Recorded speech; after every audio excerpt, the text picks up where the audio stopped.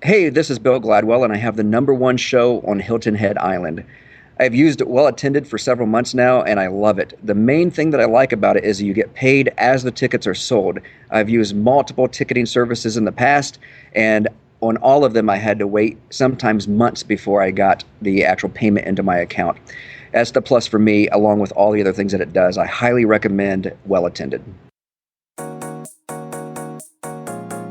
Welcome to the Well Attended podcast. I'm William Rader, the founder of Well Attended. I'm chatting with event producers to learn the most effective ways to market events and increase revenue. Download our free ebook on how to increase ticket sales at wellattended.com/resources. Today, I'm excited to introduce you to Vincent Carbone, who was born and raised on Long Island.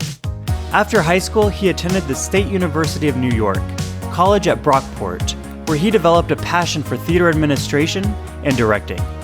Upon graduating in 2010 with a BS in theater and a BA in communications, Vincent experienced working in a professional setting through a performance internship at Jiva Theater in Rochester, New York.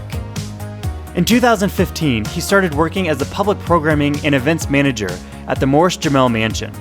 Vincent has developed several new annual events focusing on introducing the mansion to a younger audience, while being sure not to alienate its more traditional guests. This position has allowed Vincent to gain media recognition for his other lifelong passion, ghost hunting. He has facilitated lectures at Columbia University's Teacher College and the Morris-Jumel Mansion, where he leads bi-monthly paranormal investigations. In this episode, Vincent discusses how the Morris-Jumel Mansion grew from 5,000 visitors to 25,000 visitors over 3 years. He talks about why they started to focus on special events to grow their attendance, the various types of events they produce, and how they plan and organize all of their events. Let's get into it. Hey Vincent, thanks for joining us today. Thank you so much for having me. To start off, can you tell us about yourself and the Morris-Jumel Mansion? Sure. So I grew up on Eastern Long Island. I went to college, went to a small state school up in Rochester, studied theater and broadcasting, graduated, and basically took any opportunity I could around New York State to audition or intern or just try to take any kind of theater experience I could. Eventually made my way back down to New York full-time, living in Brooklyn. And for the first couple of years I was here, I was doing everything other than going out and auditioning because I was just simply trying to survive. Then one night I came to the Morris-Jumel Mansion for a friend's bachelor party of all things, which I'll get into later. But it got to talking to the executive director. Her name is Carol Ward. Found out I had a background in theater and commissioned me to write a site-specific play for the mansion for that coming October. While working on the play, I was offered a full-time position as public programming and events manager here based upon my experience in theater administration and directing and event organizing. I accepted. I've been here for a little over a year now, and it's been really cool. Very lucky. I feel very honored to work here. It's the oldest house in Manhattan. It was built in 1765 by a British colonel. His name was Roger Morris. This was his summer home. He lived here with his wife and his children. But then at the onset of the Revolution, being that he was a loyalist, the British Army wanted him to go back into fighting, and he said no. So he actually went back to England. General Washington, who he actually knew from the French and Indian War because they fought alongside each other, knew of the house. He was getting beat up out in Brooklyn and Long Island. He sends his troops ahead. They secure the land, and then Washington is here for about 5 weeks. He's here during the Battle of Harlem Heights, which was a major turning point for him in the war. But then he himself is almost captured by the British. So he retreats. The British come here. They set the house up for the Hessian soldiers, who are the German mercenaries fighting for the British. After the war, it becomes a tavern. It's called Calumet Hall. It's owned by two farmers. And it's a tavern for about 2 years. And then it lays vacant for about 15 to 20 years. And then 1810, Stephen Jamel is a French wine merchant, buys the home for his wife, Eliza Jamel, as a wedding present. Eliza is from Providence, Rhode Island. She grows up rather poor, meets Stephen here in Manhattan. They get married, and she actually helps him triple his worth. She is self-taught in French and business and very savvy for her time, very ahead of her time. Becomes one of the first female landowners here in New York. And Stephen passed away in 1832. About a year later, she remarries former Vice President Aaron Burr. They're together for about 8 months, and then she realizes that Burr is spending her money and that he's keeping time with a 24-year-old girl, so she gives him the boot. She files for divorce, and then she goes on and lives out the rest of her life in the house and dies at the age of 90 in 1865. And so we had 2 other families live here quickly after that, but we've been a museum since 1904, and we're still here today. And where are you guys located exactly? We're in northern Manhattan. We're on between 160th and 162nd off St. Nick. In this episode, we're talking about how you grew your attendance from 5,000 to 25,000 visitors in 3 years. Why did you decide to start growing your attendance? So I came in about the 2-year mark of that growth. There was a lot of factors that went into that growth. 3 years ago, Carol Ward took over as executive director. And when she did, there was a lot of things that she implemented that helped facilitate that exposure to the public. So certainly in no way can I take the credit for that. So like I said, there were several factors. One being that there was a new director. She was much younger and wanted to do much more innovative and outside of the box kind of events. So we went from going from maybe having one event a month to when she took over, there was several events a month. So there was that. There was an influx, of course, because of the popularity of this little thing called Hamilton, which has kind of exploded here in New York and has traveled around the country now. So certainly anything related to the American Revolution or Hamilton or Burr or anything of that nature got a lot of publicity, and we were certainly one of them. Another thing that happened was, as silly as it sounds, we were on an episode of Ghost Adventures. So that actually got a lot of notoriety as well. But that's just a drop in the bucket of all the things that led to the influx of people. I came on, like I said, about a year ago, and I don't come from a traditional museum background. My background is in theater and theater administration. So I've applied that skill set to crafting public programming to the mission of the museum. And in doing so, it's gotten a lot of attention from people who may not otherwise would have come here. So, for example, we do ghost hunts and plays and different musical events and other galas that might seem at first glance outside of our realm as a museum, but when you really break it down, it's all connected to the history of the house. So it's creating events that that people would have gone to no matter where they were. They just happened to be here at the mansion. And so we get them here and they say, oh, wow, we never knew this place existed, which we hear every day. So it was a lot of factors. So why did you decide to start producing special events instead of trying other types of marketing? Because it was time. Because we saw that the other historical houses here in the city were kind of doing the same things. And so we wanted to try something that was different. And we took a shot and it worked. So rather than just relying on archaic methods such as a flyer or a banner, which we still do, we wanted to start to use events to self-promote, meaning, if we have a gala here, it gets them here. And then we see that they see, oh, they do all these other things, or, oh, they're going through a 5-year restoration. So that generates an interest just in people coming here, right? So in doing new type of events, that generates an interest in other things that are happening here at the mansion as well. So it's a double-edged sword of using of having events and making money that way, and then making money on the back end as a organization to have people generate an interest and come back as well.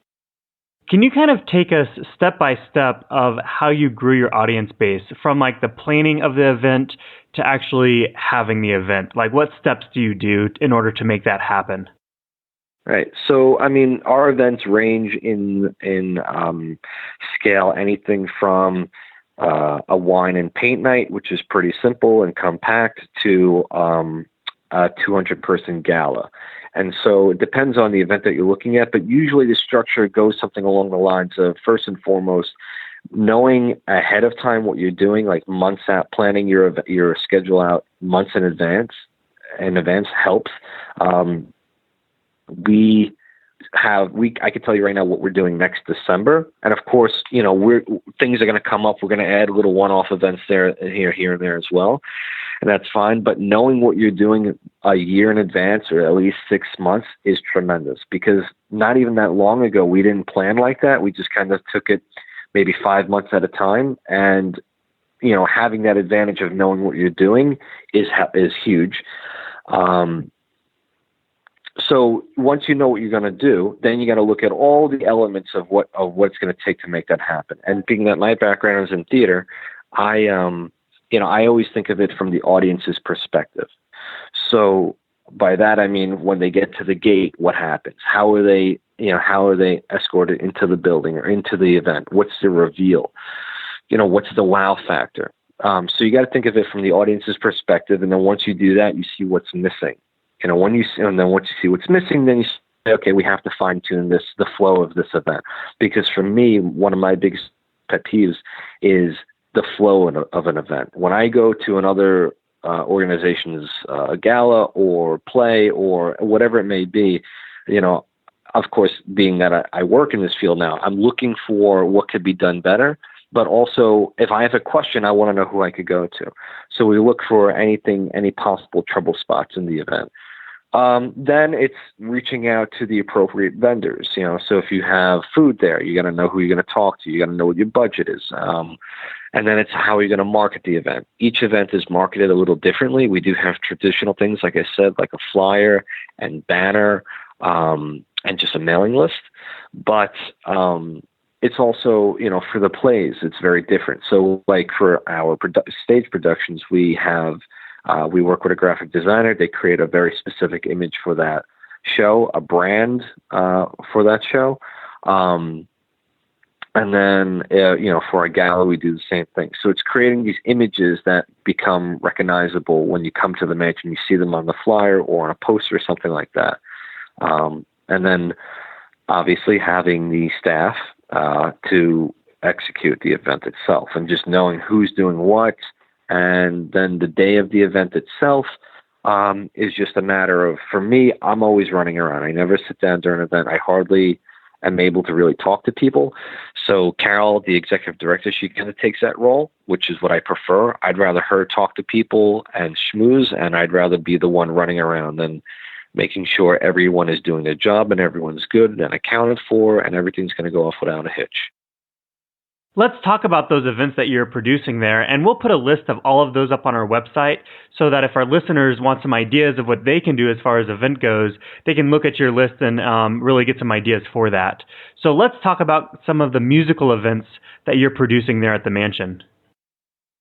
Yeah, absolutely. So we're very fortunate that we are in Manhattan. We have a great relationship with various types of artists from different genres of music. So we have everything from a Brooklyn Baroque concert that we've had here for the last, I think, going on 12 years. So that's classical chamber music. We have this last summer, I started an event for 4th of July called Red, White, and Bluegrass. So it's red wine, white wine, which would get donated, and then a local bluegrass band and Shanghai bluegrass, and they are amazing and very simple event to execute, but a great turnout. We're having them come back this summer, and then we also have started a new series this summer called Chill on the Hill. We are the second highest point in New York. So it's going to be the first Sunday of each month, starting in May, going into August. It's just going to be a live acoustic artist performing for about an hour and a half. Very simple, free, open to the public. And then in July, every July for the last 20 or so years, we've had a jazz festival hosted by Marjorie Elliott, who is a bit of a jazz legend in the jazz community here in Washington Heights. She lives right across the street from us, and that's something that we've had here for, like I said, for the last 20 years now. And we get a tremendous turnout for that. It's always very successful and always a great time. So there's always something happening here musical related. And when we can make it very relatable to the house, I mean, that's even better. Can you talk a bit about your Cultural Arts Festival there? Yeah, so Culture and Arts Festival, I think we're going on to our 6th year. This will be my 3rd one this coming October. It's something we have every fall, and it's abbreviated. We call it CAFE, but it's Culture and Arts Festival. And basically, it's a day in which the community can come out and sample various vendors, whether it be food vendors or wares vendors. We have different kinds of materials that are on sale that day, artwork, clothing, even like buttons, things like that. And it's food as well. So it's a day for the community to come out. It's free. They come out. They take a walk around the property. The house is open that day as well. And then throughout the day, we have several highlighted musical performers throughout the day as well. And that's an event that the attendance for that has gone up. I mean, each year goes up by another 100 or so. So this past fall, we had 700 people throughout the entire course of the day. That's amazing. And what do you think you had 2 or 3 years ago for that? I would say about 2 or 3 years ago, I wasn't here, but I think it was somewhere around maybe 100 or so, maybe 200. So that's really grown then over the years. Yeah, absolutely. I was just going to say the emphasis is, of course, utilizing the talent that's right here in the community. You know, we try to, as much as possible, we try to keep it within the community because we want to self-promote individuals who are, starting a business or have a business here in the community. That's the whole point. And is there a specific reason why you're doing all these different types of music, like bluegrass, jazz? Is that to bring a wide variety of people in? Absolutely. And have you found that to be working? Yeah, we have. We've seen, the demographic has changed so drastically over the last, I'd say even just 5 years, that,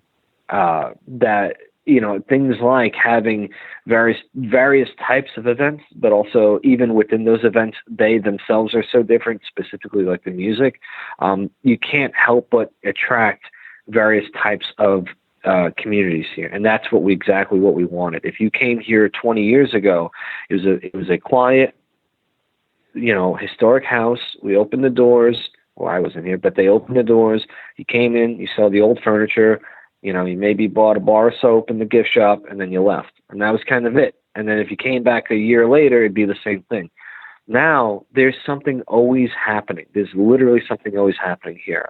Every weekend, especially during the summer. Some weekends we have multiple events a day. So when you have that magnitude of product to share, you can't help but attract a wide variety of guests. And that's exactly what our mission has been, and that's exactly what we've been seeing. So we've been lucky in that. Let's talk about the non-musical events that you guys are producing there. Everything from like a George Washington dinner to wine and paint nights to paranormal investigations. Can you talk about those in detail? Absolutely. So if, like I said, if you came here a couple of years ago, you would have seen what we consider traditional public programming for a museum. So by that, I mean a lecture or maybe a chamber concert, something like that. But what we've done now is we've branched out to doing things that are really, like I said, outside of the box. And part of that is because, quite honestly, when I started here, and still, I'm kind of ignorant as to what exactly is supposed to happen at a historical house museum. So we've been doing things, everything from ghost hunts to plays and everything like that. So So we do have an interest from the public as to our supposed paranormal history of the house. As opposed to the previous administration, if you ask them about the ghost, they would say, no, we don't talk about that. There's no ghost. We look at it like, hey, you know what? There's an interest in it. Sure, let's talk about it. So now it's something that we've opened up to the public on a bi-monthly basis. We have paranormal investigations. It's very laid back. It's very casual. It starts out with a lecture about the history of ghost hunting, the paranormal history of this house, and people love it. And we have people coming here, returning guests. We have, they can't get enough of it. And of course, being that we're on a TV show, we've been in a couple of different newspapers throughout the years. And the ghost stories, by the way, don't just start 5 years ago. They go back to 1810 when Elijah Jumel moved in. So it has a well-established history way before this was even a museum. So why not capitalize on that? And guess what? Those people who come here just for a ghost hunt, they come back for a play, they come back for the gala, they come back for a wine and paint night. So there's that. That's one thing that we do. Our theater productions is something that has really developed here. That's actually was my entry point into the house. I got commissioned to write a play here for the house back in October of 15 is when it went up. It was called Awakening in Ink, and ironically, it was about the ghosts of the house.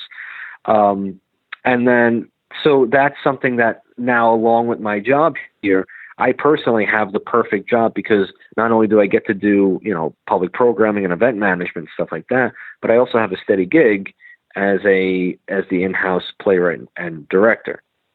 Yeah, and then we have a lot of other things as well that, again, are like kind of outside of the box, but relate to the house. So, for instance, we have a wine and paint night. We call it Sips and Dips, where you come and you have a canvas and you have your wine. And this is something that you see elsewhere, but we're just capitalizing on it as well.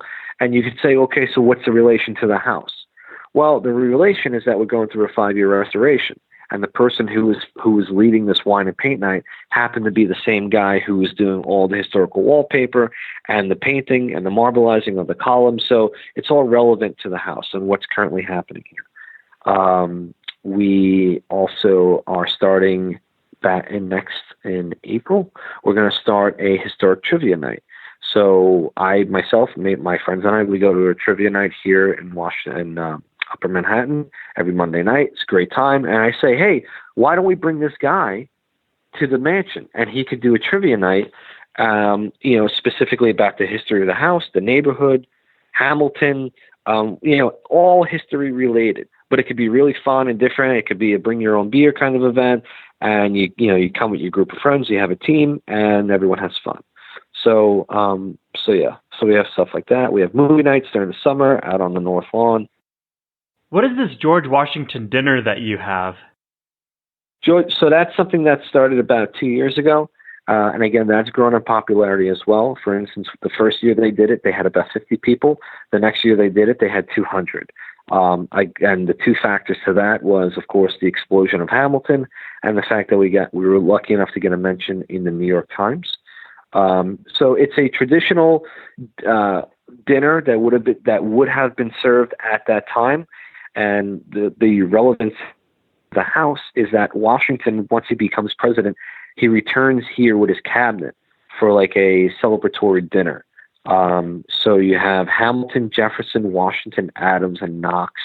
All of their children and all their families are here with them. So it's a dinner. It's not the exact menu that they would have had, but it's something similar to what they would have had. And it's a beautiful, beautiful event. Very simple.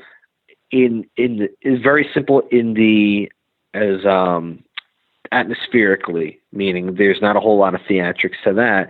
It's pretty straightforward, but it's very successful. One of the things that's really booming, from what I understand, is your Lady J's Social Club. Can you tell us what that is and why you think that's becoming so popular there? So that's an example of me being ignorant. And so when I first started here last year, I said, okay, well, why don't we have, there was talk from the board of we need to have a gala. Okay, great.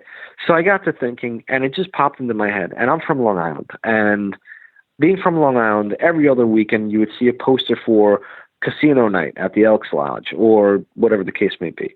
I'd say, oh, well, why don't we try something like that here? And I'll be honest with you, the first 2 times that I pitched the idea, I kind of got laughed out of the room. And then I said, no, guys, listen, let's capitalize on the culture of this neighborhood, specifically the jazz culture. Right across the street from us, we have a building that's called the Triple Nickel. It's 555 Edgecombe. And in that building, you had Nina Horn, Dizzy Gillespie, Duke Ellington. You had all these heavy hitters of jazz age. So I said, what if for one night we celebrate that? So it's not the normal scope of a museum that we focus on, like the American Revolution, but it's slightly after that. It's the history of the neighborhood and celebrating the people and the culture of that. So I came up with this idea to do a casino night here at the mansion, but kind of framed as like a speakeasy. And I called it Lady J's Social Club because Liza Jamel, longest resident of the house. And, we always try to celebrate her because she was the longest resident and she was a woman very ahead of her time and very dynamic. So we love to celebrate her any chance that we can. So I called it Lady J's Social Club. And we hooked up with a casino company out of Long Island. They do functions like this. They actually work with the Rangers and a whole bunch of organizations and hospitals. They do stuff like this all the time. We got a band. We got an amazing band called Dewdrop Society. And I got a bunch of actors that I work with. And I say, hey guys, you want to make some money for one night? Come and help create the atmosphere of this event. And I'll be perfectly honest with you, it was a gamble, no pun intended, because we had never done this before. We didn't know what the turnout was going to be. We didn't know what the reaction was going to be. And to be honest, there was a lot of hesitation at first on behalf of the board because, understandably, they had never done something like this, and they didn't understand what exactly it was. Until that night that we actually did it, and we saw that it was a success. Not only that, but people since then, when we go out to various events in the American art world or galas or anything like that, our executive director or a consultant that we work with, they'll go out and they come across people who say, we went to Lady J's, it was so much fun, we can't wait to go again next year. So that right there determines, okay, we have to do it again. But being that we're doing it again, you got to craft it a little different so they have something to look forward to.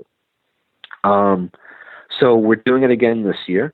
And this year, instead of the casino element, it's going to be more of a performance element. So I got a host from, he's a burlesque host, and he performs all over the city. His name is Sir Richard Castle. That's what he performs under. We have a fan dancer, and we have a strongman performer, a circus performer. And we have the same band working with this amazing catering company, Nova Catering, and they really helped create the atmosphere of the event. So it's something that's very different than your traditional not-for-profit or museum gala, where you would usually go, sit down, have a dinner, listen to a half-hour speech, and then go home. We don't do that. There's no speeches. There's food. It's not a sit-down dinner, but people up, they're active, they're talking, they're interacting with other people. There's a lot of atmospheric things for them to engage with. So that's what we really want to focus on. So let's talk about the nuts and bolts of really producing these events. How much time would you say that one of these events takes to produce?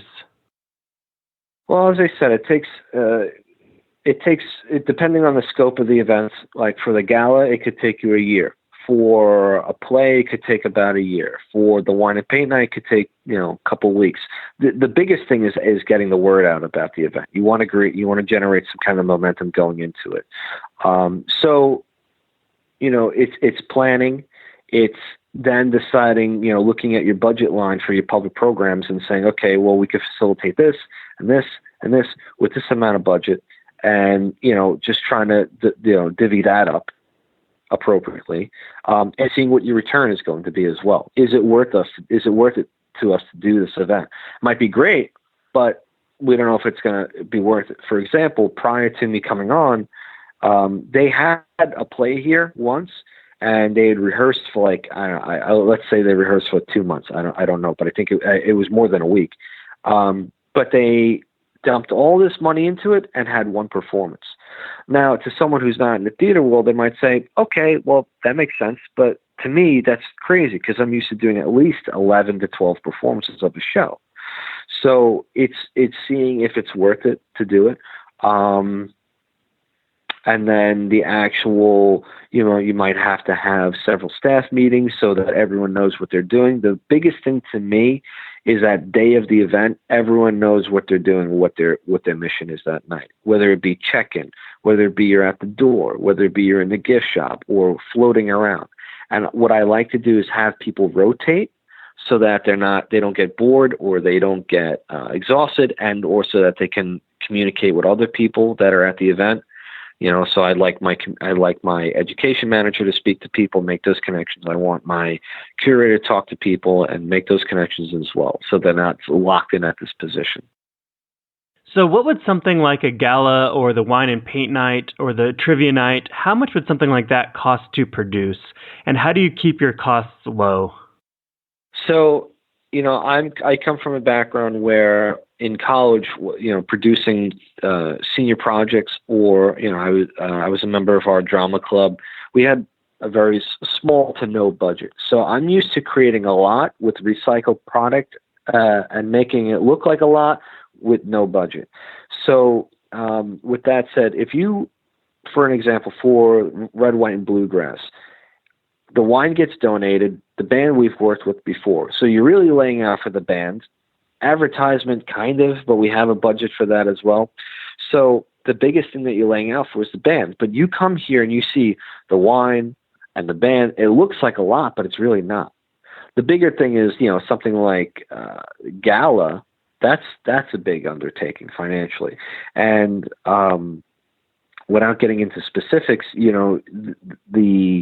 the goal, the ultimate goal is to have a lot of it underwritten, whether it be from your board or friends of the board or, organizations within the community that think that this is a worthy cause and they want to attach themselves to it. So we have a community outreach manager, and she's done a wonderful job so far. She just started with us. She's been doing a wonderful job establishing those relationships and saying, hey, we're here. They might not even know we're here. So, hey, we're here. This is what we got going on. This is the variety of things that we have going on, just so you know that your money would be going to something that's worthwhile, that's something enriching to the community. So as much as possible, getting it funded by other outside sources. And then once you've exhausted that, then you got to go into your budget line. And then again, once you get to your budget line, you say to yourself, okay, is this worth it? Well, yes, because we have in our business, we have what's called a friend-raiser as opposed to a fundraiser. So a friend-raiser means you've got to probably make more personal connections that evening than you might make money. So, and that's okay. And it took me a long time to get used to that and to figure out that that's okay, because in the long run, if I get someone who comes here for a gala, they could be from the Met, or they could be from another organization, or they could be from another historical market outside of New York. For example, we just had a production of Alice in Wonderland this past fall. Well, now it's going to be traveling to Philadelphia in the summer of 2018. So that right there was worth us, taking that project on, because now our brand is traveling into another market. So it's really about building those relationships then. Absolutely. And that's something that's, it's difficult to get used to that if you're not from a not-for-profit background like I was. It's a slow progression, but there is a goal at the end. And the goal at the end is to develop the rapport with other like-minded organizations that could potentially put you over and, help you get your name out there as well. And then in return, donate money and or return to the event, bring their friends to the event. And so this isn't something that's going to happen overnight. And I guess that's why we've titled this 5,000 to 25,000 over 3 years. Like, this is a long time span where you're building these relationships, planning these fundraisers, and then raising money that way. Absolutely. Yeah. It's like I said, it's not going to, certain things are going to be a shot in the arm for sure. Like, listen, Hamilton is a freak thing. No one expected that to happen. No one expected that to. I mean, let's be perfectly honest. Who would have thought that there would have been some relevance in hip hop and American history? But hey, apparently there's a market for it, and it happened, and we benefit from it, right? So that doesn't happen all the time, but it happened once. It could happen again, and all we needed was for it to happen once, and it happened at the exact right time. Like I said, it all goes back to what we started this conversation with. There was a lot of factors that went into our recent success. One was that we got a new director. We got Hamilton happened, so that helped anyone who's remotely related to American history. We got several grants, and our budget, our budget was affected by that. And you got several new staff members with new ideas. So there was some low-hanging fruit there, but at the same time, there was a tremendous amount of hard work to be done, and that has happened. Because, I mean, like I said, nothing really new had happened over the last 20 years. So it just took a few new ideas and, some effort, and a lot has happened. And we hope to continue this success. To wrap this up, what's one technique that event producers can do today to increase their revenue? I would say to stay open-minded and to always be looking for your next idea, and to be looking for, a potential partnership that you can make. And it may not make sense. It may not seem like it could fit, and that's not to say, force it into working for your mission, but, be open to it. I mean, I can't tell you how many conversations I've had with Carol in which I start with, you're probably not going to like this, but hear me out. And 9.5 times out of 10, we end up doing that event. And much to my surprise, but guess what? We do the event and it's successful. And then I say, okay, well, here, if you like that, I got another one. So staying open-minded, developing relationships, staying aggressive and persistent in what you want to achieve. And also, the other thing is, and this is very important, is not alienating your previous established customer base. So with that said, we could just do all these off-the-wall events like Lady J's or the Paranormal Investigations or the plays, but that's not for everybody. We still have to be cognizant of those who got us to where we were back in the day, and that is an older crowd who want to come and see, the furniture and the house and hear about Washington being here, and there's nothing at all wrong with that. So just being sure to not alienate your traditional customer base while embracing other communities that might have an interest in this location as well. And we've done that. We've tried very hard to do that, and it's been working out for us. That's great advice. Thank you. Vincent, how do we keep up with you and the Morris-Jumel Mansion? So you can keep up with us by going onto our website, morrisjumel.org.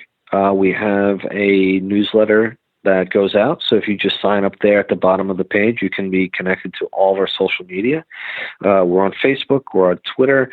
We're at Morris-Jumel on Twitter. And me personally, I'm on Twitter myself. So if you're ever interested in what theatrical productions I'm doing here, I'm at Vincent J. Carbone. So we're out there. We're out there. And as I mentioned earlier, we'll put a link in the show notes to all of the events that you're doing so that if you out there want some ideas, you can look at their list. Vincent, thanks again for joining us today. Absolutely. Thank you so much for having me. Be sure to join our Facebook group if you have any questions on marketing or if you want to share your advice. You can click on the link in the show notes below, or you can search for Well Attended on Facebook. I look forward to talking with you over there.